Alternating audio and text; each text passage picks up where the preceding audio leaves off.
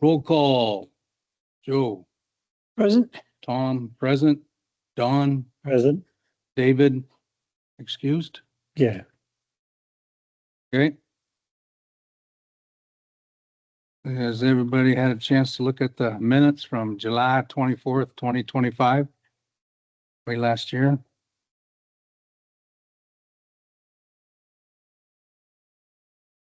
Any additions or corrections to the minutes? If not, I'd entertain a motion to approve. I so move. Second. Okay, all in favor signify by saying aye. Aye. Hi. All opposed? Okay. Approve the minutes. Any correspondence? Nothing. Love it. Any additions and or revisions to the published agenda? No? Well, then we'll go on into the business. Looks like we're going to have a public hearing. Continued public hearing, so. Are we? Are you trying to make sure I'm paying attention to the agenda? So yeah, you need to open. Just need to open it again. Okay. We need to do the public hearing procedure for the, No, it's Not on it's this. legislative. okay. That's what I thought. I just wanted to make sure, I always wanted to make sure. Yeah, it's the new test for the new year. Okay. Then I will now open the public hearing. And we're going to talk about the City of Ephrata Municipal Code amendments to Chapter 19.02 and the definitions, Chapter 19.04020 Residential Land Uses Table, in addition of Chapter 19.08.400 Co-Living Housing. So it looks like we got a big old staff report here. Actually did peruse it a little bit. And if you want to expand on that, any? Sure.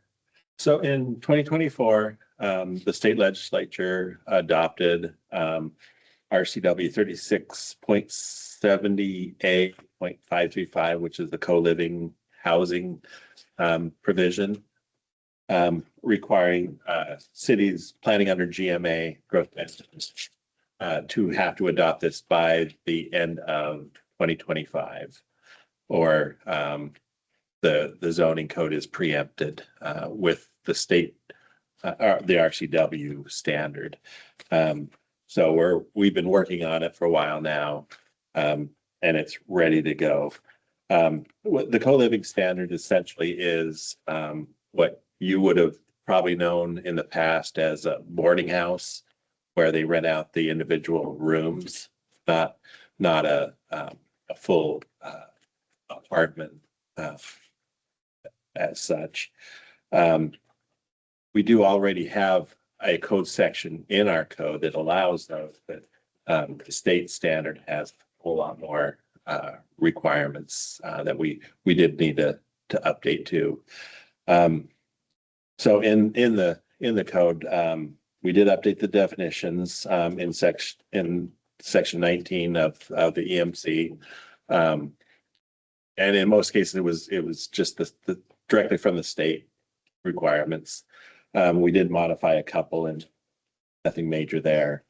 Second, we did update and modify the zoning table to allow uses in any zone for the co-living in any of the zoning districts that do allow at least 6 multifamily units. So our mixed density residential already allows it. So we did update that part. Second, the LDR, which is more of a low density residential.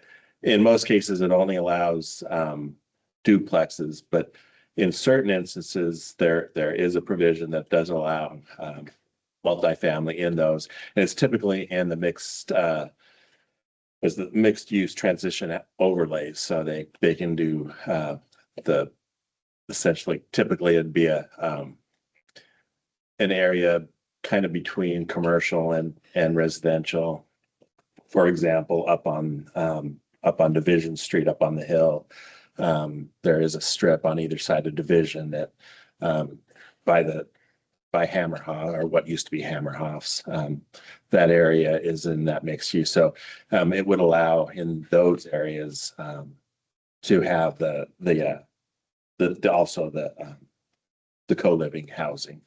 And then also in the central business district, we do have provisions where they can do the co-living, because we do allow in that zone, and also in the mixed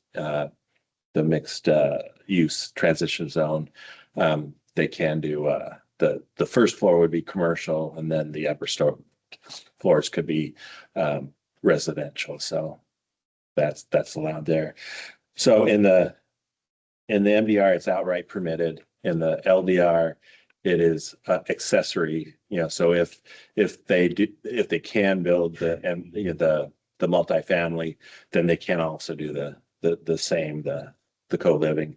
And then the same with the central business district.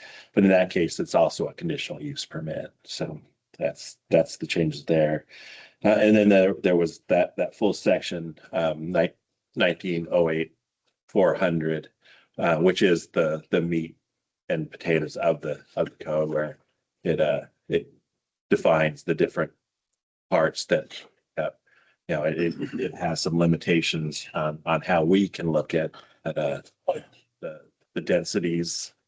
So for example,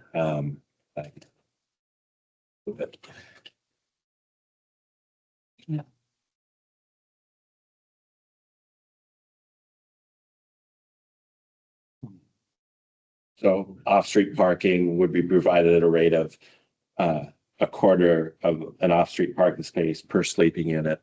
So if they have 4 units, four bedrooms essentially in a building that they're renting out, they would only be required 1 additional parking space above whatever is already required of that original Off-street. off-street. Then on the density.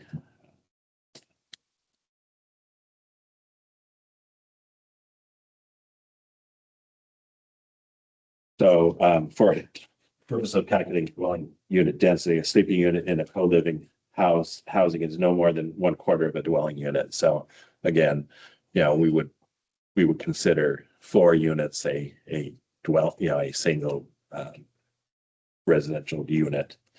And then the only other change that came from that was that we did add the fire safety requirements. Our building official did request in his comments that we follow the International Residential Code and building code on the type of construction. So typically, if it is a 1 and 2 guest room provision, they would not be required to do anything additional, no sprinkler system. If they go 3 to 5, they would be required the residential sprinkler system, which is a lower cost, easier one. It doesn't require every room to be sprinkled. But there are some standards. It's much cheaper than the 6 or more, which is a full, essentially commercial type sprinkler system that has to then be designed by a professional. Most plumbers can do the residential standard. So, Okay, so let me ask you this. So look up across from Hammerhoff's, there's that church. So and you said they can be commercial and residential. So if they had commercial offices and then let's say there was I don't know if there's a second story or not there. I know it's, yeah. if they have residential upstairs, That one they have both in the same. that would be a unique one. That is like I said, that is a mixed use Mhm. transition zone. So it would allow some of the commercial uses. And I mean, I don't know what they're doing with that. It was sold, what, last year, or maybe a year and a half ago, and they haven't done anything with it, but the way I would interpret it, they wouldn't necessarily have to have the two different stories in that area, only because there are some, because that currently would be a resident, single family residence, the way it's set up. So Okay. a portion of that could be sectioned off and used for residential purposes. It wouldn't have to be the lower section necessarily in that case. But if they were to come in and do the multifamily could not be on that ground floor. It would have to be on the upper floor. okay. Right. The way the code is currently written. So, and in our co-living, under 1908 400, there are a couple minor changes that probably should be added if you are interested in approving this. Under applicable co-living is a permitted use in the following zoning districts, and we only have this currently mixed density residential. So I would add and allowed as provided in table 19.04.020, which is that on that next page is the where it has the multifamily or the co-living as co-living as an accessory use. And then under B3, that we developed are not required to include other types of land uses unless required in table 1904.020. That's making sure that we do meet the standards of that table. So if you have any questions on that, we did go through environmental review on this. Determination of non-significance was issued on October 27th, 2025. There were no appeals and very minor comments. Public notice did also go out on October 27th, 2025 per our code requirements. We did get 4 comment sheets back from agencies, but no public comment. Again, and from the building department, it was the fire code standards that they asked to include. Washington State Department of Commerce, one of those modifications, because when we originally were sending this out, it was only the mixed density residential we allowed. So they recommended that, and that made sense. Police department had no comment, and the assessor's office really had no comment. They just provided basic information. Okay. So staff recommends that it be approved by motion, by resolution. With the revisions as With listed. revisions. Okay. Any public comment? Hearing none. Does any of the commissioners have a question for the staff? No. Or they have any comments? This is one that is the pass through, or Yeah. not something that, we are already essentially allowed it. It's just following state standards. And we don't have to send this on to the city council? It will go to the city. We'll go to the Yeah. city council? Okay. Yeah, the resolution is just your recommendation. Recommendation, right. Approve it. Okay.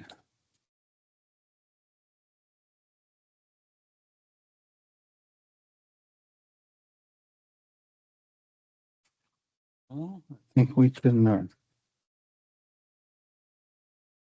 probably do that resolution. We have a motion. So made. Second, A second. any more discussion? Okay, all in favor of a resolution recommending adoption of the co-living housing into the city's zoning code as being mandated by the Washington State legislature, excuse me. Signify by saying aye. Aye. All opposed? Okay, we'll recommend the resolution to the city council. And if there's nothing else, I will now close the public hearing.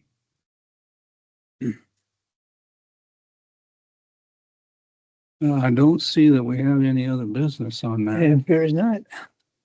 so Another thing, I know two of you have done the OPMA and PRA reviews. We will need that. Sure how quickly, but if you can get to that. that email from the city clerk said the end of January, I think. That would be the only thing that we'd be looking for to. And which person would that be? You want to name? It's not me, because I didn't. I did mine. Oh, it must be Joe. Yeah. And David. And Dave Email. hasn't done his. I haven't seen it yet. It's okay, Joe. I haven't done mine yet either. Okay. Okay. You told me this morning you were gonna do that. You Would got this. entertain a motion to close the meeting. So made. Second, Second. favor, Aye. Aye. opposed? Motion, meeting adjourned is what I meant to say. Want me to sign these minutes, dear? That door.